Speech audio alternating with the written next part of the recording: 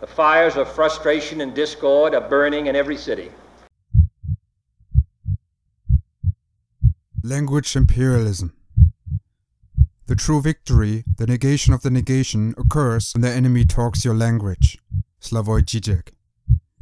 Beijing. The Frontiers of Philosophy in China, a distinguished academic journal with an impressive editorial board composed of many prominent China experts, involuntarily supports Western sovereignty over the interpretation of Chinese thought. And it's not alone. The journal's opening propaganda is striking. The word philosophy is a Western term and concept that is nowhere to be found in pre-colonial East Asia. I would guess that 90% of the Chinese population have never heard of philosophy. The journal's title deliberately conceals from the public what China has instead. The correct Chinese term for philosophy, 哲学, is a late 19th century import from Japan, where it is pronounced tetsugaku. It therefore cannot exist in any of the Chinese classics.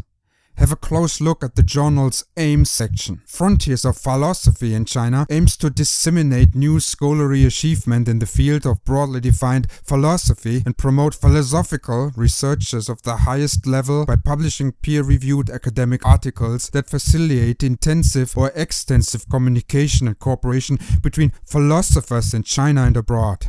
It covers nearly all main branches of philosophy, with priority given to original works on Chinese philosophy or in comparative studies in Chinese philosophy and other kinds of philosophy in the world. Apart from the self-praise for being elite and exclusive, it tacitly offers the title philosopher to its authors. And essentially an old boys' school network. The Aims section propagates the Western term philosophy no less than 8 times.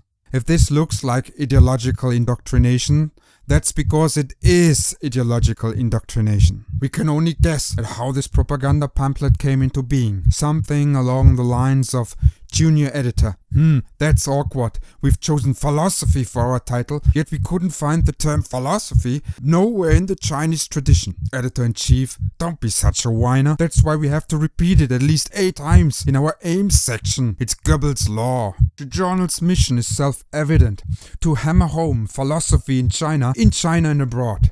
It is precisely this easy-peasy formula of parading Chinese thought under European prescription that should set serious scholarship on its ears.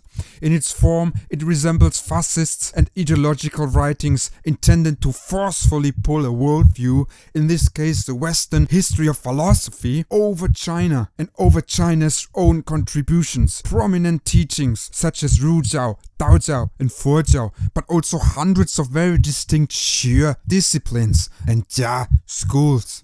Most Western sinologists spent their formative years of their lives learning and mastering European culture and languages.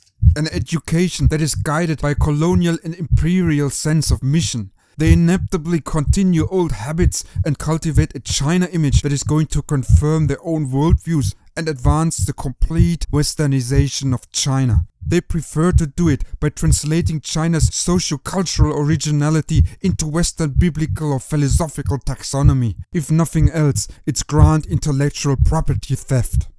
Western publishers understandably embrace such ideology. How else can we explain, given that no philosophy existed in China, that thousands of recent books are published, such as Readings in Classical Chinese Philosophy, Introduction to Classical Chinese Philosophy, A Short History of Chinese Philosophy, Oriental Philosophy, and so on. There are exceptions to this propaganda, of course, as seen in neutral titles like Chinese Thought. Yet even that author had to work in the word philosophy somehow onto his book's front cover for promotional purposes, because that's precisely what the West wants, the foreign without the foreignness. In fact, all major Western university schools, news agencies and publishing houses there maintain an unparalleled hostility against foreign words. I will go so far as saying that there isn't a single living English or American writer, editor, journalist or professor who hasn't yet internalized the rules of good writings or derivatives of thereof by no other than George Orwell, the father of dystopian authoritarianism and author of 1984. Rule number 5. Never use a foreign phrase, a scientific word or a jargon word if you can think of an everyday English equivalent. And that's just the post-racial so-called Anglo-Saxon free world. Using Chinese, or worse, Arabic, Turkish or Hindi words in German writings is violently unthinkable, even in this 21st century. What a relief to hear that skin color is no longer an issue in free America and tolerate Europe, as long as those immigrants don't pollute our languages. One can often guess from the book titles what ideology the publishers and the authors are trying to instigate. For example, Cambridge University Press, maybe because it served British imperialism for just too long, is the usual offender. Its title range includes propaganda like Chinese philosophy and virtue ethics and consequentialism in early Chinese philosophy and so forth. On the other hand, Harvard University Press is explicitly more tactful in its title's choice, for example, in The World of Thought in Ancient China by Benjamin Schwartz.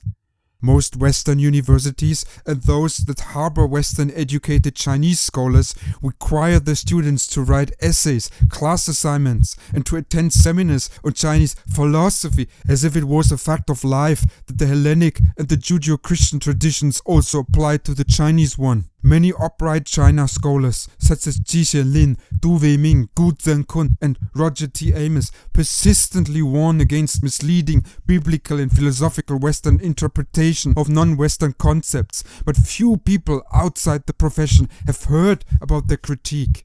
Meanwhile, Western language imperialism picked cultural China into pieces, word by word. In these days, only those students who are receptive to Western indoctrinations may reach a doctoral level, postdoctoral level, lectureship, and then, finally, a professorship, by which time they will have become so soft and subservient and will have manufactured so much propaganda material on Chinese philosophy that they cannot possibly blame anymore an omnipotent Big West for having deceived them or forced them to do so.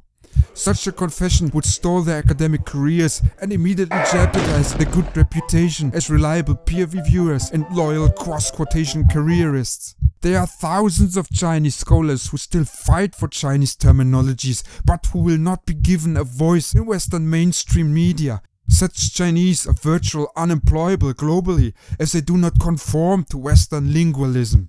Indeed, how can any Chinese intellectual participate in a global conversation if Chinese words are categorically denied?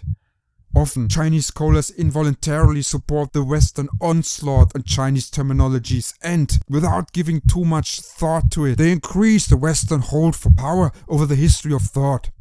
China's university have come to a crossroad where they either think into obscurity or define themselves by what they are not, Western outlets.